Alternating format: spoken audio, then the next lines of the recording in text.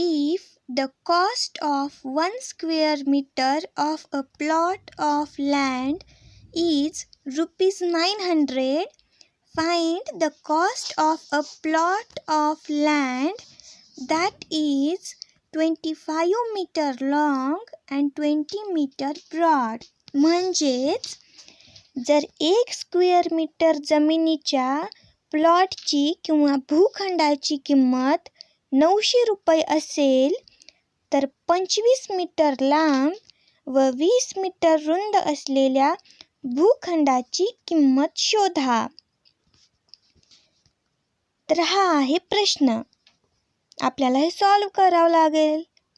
मग सुरुवातीला आपण गिव्हन लिहूत, म्हणजेच दिलेली माहिती काय आहे ते लिहून घेऊ. आपल्याला काय काय दिलेलं आहे?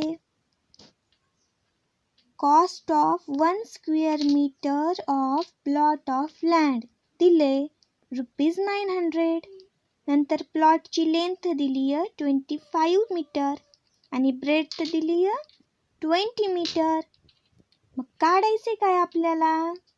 आपल्याला काढायचे cost of a plot of land that is 25 metre long and 20 metre broad. तर आपल्याला एक रेक्टँगल काढून घ्यावा लागेल ज्याची लेंथ दिली आहे 25 मीटर आणि ब्रेथ दिली आहे 20 मीटर. आता बघा, वरच्याची लेंथ 25 मीटर आहे म्हणजे खालच्याची 25 मीटर असणार आणि ब्रेथ पण 20 मीटर. तर आपण अशा प्रकारे हा रेक्टँगल काढून घेतलेला आहे. आपल्याला हे तर माहीत झालं की जो प्लॉट आहे तो रेक्टँग्युलर शेपमध्ये आहे. आपल्याला आधी त्या प्लॉटचा एरिया काढून घ्यावा लागेल. पण आता आपल्याला माहीत काय झालंय किंवा आपल्याला हा एरिया काढायचा आहे कसा ते पाहू. आपल्याला सुरुवातीला हे माहीत झाले की प्लॉट जो आहे तो रेक्टँग्युलर शेपमध्ये आहे आणि आपल्याला त्या प्लॉटचा एरिया काढायचा आहे. म्हणजेच आपल्याला एरिया त्या रेक्टँग्युलर शेपचा किंवा त्या रेक्टँगलचा काढायचा आहे. मग आपल्याला कोणत्या फॉर्म्युल्याला यूज करावा लागेल? तर आपल्याला यूज करायचा आहे एरिया ऑफ रेक्टँगल हा फॉर्म्युला. तर सांगा, एरिया ऑफ रेक्टँगलचा फॉर्म्युला काय आहे? Area of rectangle is equals to length into breadth. मग लिहा area of the plot of land is equals to length into breadth. आणि ते तर आपल्याला माहीत आहे. लेंथ आहे 25 मीटर आणि ब्रेथ आहे 20 मीटर. मग लिहा 25 इंटू 20 किती झाले? 25 दोन्ही 50 आणि एक 0. मग किती झाले? 500 म्हणजेच 500. आता बघा 25 आणि 20 हे आहेत लेंथ आणि ब्रेथ आणि त्या कोणत्या युनिटमध्ये आहेत? मीटर. आणि मीटर मीटर मीटर स्क्वेअर होतं त्यामुळे इथलं युनिट काय झालं? Square metre. तर आपल्याला प्लॉटचा एरिया भेटलेला आहे. आपल्याला आता कॉस्ट काढायची प्लॉटची. पण त्याआधी आपल्याला काय माहीत आहे? 1 स्क्वेअर मीटर प्लॉटची कॉस्ट आहे रुपीज 900. म्हणजेच the cost of 1 square metre plot of land is rupees 900.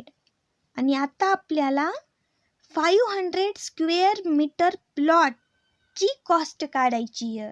मग लिहा. आता म्हणू नका की 500 स्क्वेअर मीटर कुठून आले. तर आपण हा रेक्टँग्युलर जो शेप काढलाय तो प्लॉटचा आहे आणि त्याचा आपण एरिया काढून घेतलेला आहे. आता आपण याची कॉस्ट कशी काढायची?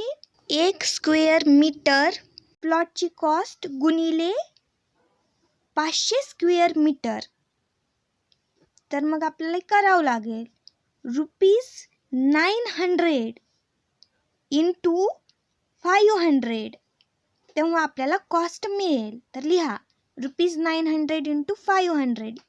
आता बघा 9×5 = 45. आधी लिहा रुपीज 45 लिहा आणि शून्य किती आहेत? 4. मग लिहा 4 शून्य पुढे द्या.